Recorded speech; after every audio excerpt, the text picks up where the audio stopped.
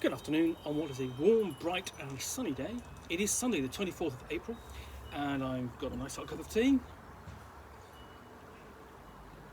and a parcel to finish unboxing. I've already been in here 3 times and I'll show you what I've pulled out so far. It's fairly heavy, but here we go. They're almost coming out themselves, so let's slide these out. So far from this package I have looked at the Adventures in Middle-earth Player's Guide and the Lawmaster's Guide, the Mirkwood campaign, and the Rivendell Region Guide is the last one out of this package. Now, these are all books for Adventures in Middle-earth, which is the 5th edition compatible adaptation of the One Ring role-playing game, originally published by Cubicle 7, and these are also published by Cubicle 7 and sadly out of print. But what they do represent is the coming together of one of the inspirations for Dungeons and Dragons, obviously, which is Tolkien's Middle-earth, and Dungeons and Dragons itself, in an unofficial licensed title. You will almost think that, okay, the two would never meet, but they did with this series. So what we have here is the Rivendell Region Guide. Take your adventures west of the Misty Mountains with this guide to the world's greatest fantasy setting. So what I've got in here is the Rivendell Region Guide takes your adventures west across the Misty Mountains to the last homely house, expanding play into Eastern Eriador, covering not only Rivendell itself, but Angmar, Fornost, Mount Graham, Tharbad, and everywhere in between. There are also rules for creating your own magical treasure, playing the High Elves of Rivendell, turning the baleful Eye of Mordor on your company, and facing more powerful adversaries than ever before. This 144-page full-colour supplement includes background for the last homely house, Rivendell, the sanctuary of Imaldris, write-ups to the characters that might be encountered in Imaldris, from Elrond and Arwen to Glorfindel and the White Council, new fellowship undertakings, a history of Arnor, Angmar and the ranges of the north, a region guide to Eastern Eriador, including the Barrow Downs, the Trollshaws and Angmar, new adversaries to face, including Etienne's Hillmen of Rildor and the toughest troll of them all, the Queen of Castle Hill, a bestiary of undead creatures, from bog soldiers and barrow wights to the Lord of Nazgul himself, the Witch King of Angmar, rules for powerful adversaries, and I need to customise any monster to provide a challenge for even the most heroic of adventurers, a set of optional rules, the Eye of Mordor, to track how much attention the enemy reserves for the company, rules for adding magical treasure to your campaign, including dozens of ready-made artifacts, some famous, others less so, a new playable heroic culture, the High Elves of Rivendell. Rivendell Region Guide contains material previously released as Rivendell for the One Ring role-playing game, fully converted to be compatible with the Adventures in Middle-earth and the OGL rules.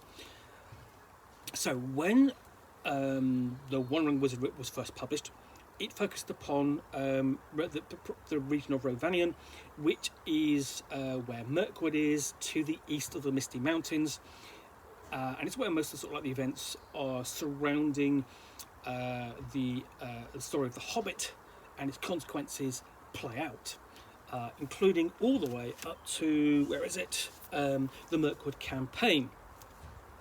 But that left an awful lot of regions of Middle-earth unexplored in the system, so Cubicle 7 took the property west of the Misty Mountains and brought out the Rivendell book for the One Ring, and also then Bree as well, which pushed it a bit further west, but that was about it before the license lapsed.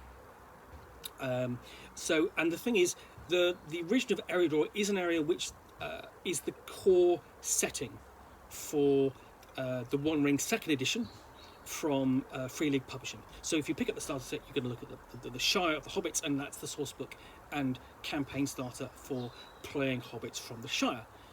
The core rules look at Rhovanion, and not Rhovanion, for Eriador. So there's that. So this almost gets there, but not all of it. So we have a map of Eastern Eriador, So for the One Ring, Western Eriador's completely never been explored. So you've got that map in the front inside cover. Back inside cover, you actually have a sort of like gameable version of the map, which marks all the areas and gives you sort of like the hex, sort of like region guide, so that you can work out how far the player characters are, the player heroes are going to move on one of their journeys, because obviously one aspect of adventuring in Middle Earth is that you go on journeys from location to location, and that takes time and effort. And it's time and effort that you actually role play out. So we're getting into the introduction, where it's talking about what's in the book, which is like the history of Eriador and the regions of Eastern Eriador, evils of the north, and so on.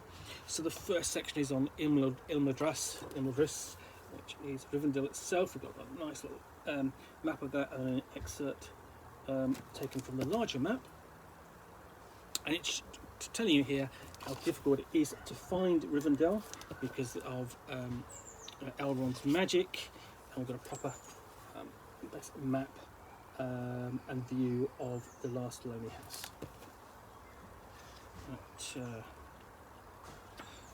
And then an actual map itself of above and below.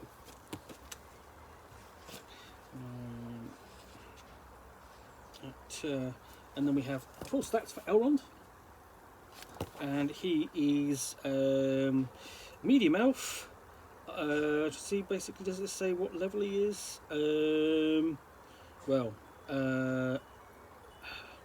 Doesn't actually necessarily give him an actual level, but that doesn't matter. He's got 110 hit points. Not, just and then you've got a bit more details about him, basically some details about sort of like the ring of air he wears, elven halberd, and so on, and basically got details about Vilya, the ring of air there. It's something that the player characters are unlikely to see or come across, but it's there if it ever happens. Those stats and so on for the different individuals that the player characters may run into whilst they're in Rivendell, Glorfindel, Arwen, and so on. And then we have things to do whilst in Rivendell, so it might be staying at last homely house, seeing a lawn master, open up Rivendell as a sanctuary. Now, sanctuaries are important because they become points of refuge and rest in play. So you've been out on an adventure, you might have encountered the Shadow or the servants of the Shadow, and you've returned successful or unsuccessful, but weary of heart. You have a chance to rest and recuperate. You might visit the Treasury of Folk, write a song, and more. And those are all they've discussed as options before we get into the history of Eriador. And this is all good background. Basically, if you're a fan of Tolkien and Middle Earth, this is all good background and history to the region. So we've got basically all up to the fall of Angmar and the rise of the Rangers, which are one of the player callings. You can inherit callings you have in the core rules. And then we get on to the region guide.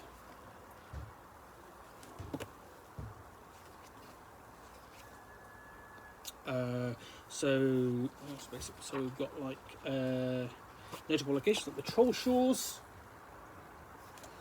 basically where the area where Bilbo ran into the trio of trolls, and he got captured and all the dwarves got captured and were going to get eaten. And we have notable threats like Bloodstump the Hunter, and you've got things like the Fellowship phase undertakers, like honouring the fallen. Essentially, the Dunedain might do to commemorate their fallen comrades. And then we go out onto the Etten Moors, where we encounter another type of giant with a troll. Then up onto Mount Graham. Notable characters there, we've got the Wraith Lord of Mount Graham and Radgor the Orc Chief. And putting an end to any one of those obviously would dent the plans of anyone evil in the area, but that would be a great undertaking. Then of course Angmar itself, famous for its Witch King, and then we have out there we have Hillmen of Rudar.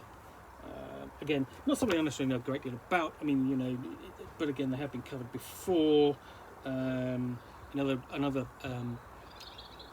Middle-earth role-playing games, but obviously probably not as much detail necessarily, and this makes it more accessible. Discussion of the Iron Crown of Angmar as well, and then we get on closer and closer onto the borders of Breeland itself, and Bree got its own supplement. And one of the notable things about this region guide and the Rivendell sourcebook, and also the supplement Ruins of the North, which had the adventures in for the region, was that it was designed for stronger characters. Characters with some experience, more than starting characters. So it was like a step up in challenge and expectations. And so the thing about Bree provided a starting point at that level, as the same level as the core rules for both adventures in Middle Earth and also the One Ring. So much more difficult. We've also got the North Downs. So yeah, you can see there. But yeah, we get on to the point that people sort of like will be familiar with more, perhaps from The Hobbit and Lord of the Rings. We have Breeland there with Bree at its heart.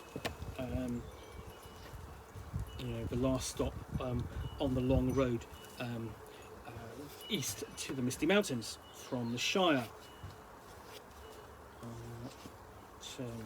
So then we go on to Evils of the North, which is the sort of section of bestiary, where there are going to be powerful adversaries, and we have different traits and so on you can apply to the encounters that the player heroes might have in the region. And we get a discussion of the undead out there as well, because you've obviously got the Barrow Downs, which are going to be known for their different their undead. So we have things like greater stone trolls, Ettins, goblins, hillmen of Rildar, orcs of Mount Graham, and more, which the player characters can face.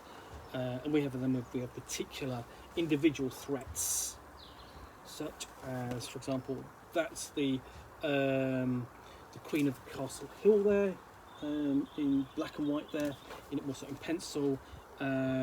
It's self-proclaimed a huge solitary stone troll with fist-like boulders and a mind more cunning than most of her kind. Then we have actual Barrow Wights, the Restless Dead, and Bog Soldiers, Fell Wraiths and Spectres, all fully stuff out. And of course, you know, do something like this, that you can have this and take it into your own Dungeons and Dragons games if you want to, or keep it as here. And then lastly, we've got the White King, and then Lord of the Nazgul as the real threats in the region, including full stats for both. Oh, and I've been visited by the cat who's not ours, so he's going to want a fuss.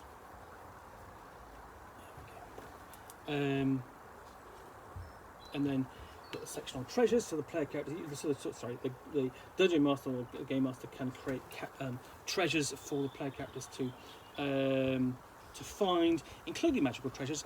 Now there are lots of magical treasures in Middle Earth, but it's not necessarily a setting where you run around role playing and are going to get rewarded with magical treasures. When you do, that magical treasure is important.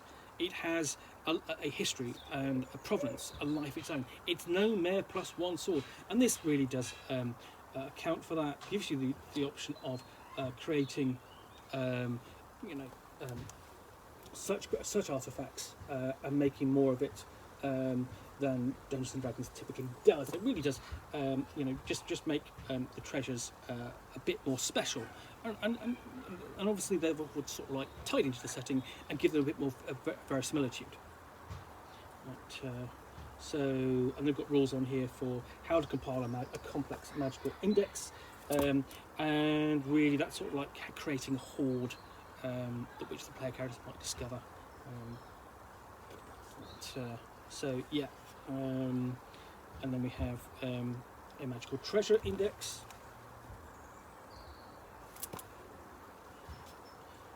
And examples of, for example, legendary arms and armour. And again, these are things that you can extract from this and add to your own role-playing game if you want to, or just make use in the Middle-earth setting of Adventures in Middle-earth. So lots of magical treasures, and of course, then we've got the Eye of Mordor, which is that sense of great evil watching over the player characters. The player characters basically thwarting the shadows of Mordor's eventual plans, or helping to thwart them, and in doing so, coming to their attention. And then basically the shadow responding to what the player characters do, which makes sense after all. And of course, the High Elves of Rivendell as a heroic calling. So the player characters have options. Instead of just playing a wood elf from Mirkwood, they can be a high elf from Rivendell. And you think that with something like this, you have the wood elves and the high elves of Tolkien are really where they're drawn from role playing and Dungeons and Dragons. So we've got rules in there for elven smithing. Basically it's a fellowship task if you have a player character who is capable of that. We have cultural heirlooms of the high elves as well. Again, not necessarily weapons, but they may be books and maps of forbidden lore, spears of the last great alliance, so a great spear. And then we have more rules for a barren and pathless country, which is rules for travelling through the region. Yes, I'm sorry, I'm not paying you enough attention. I do apologise.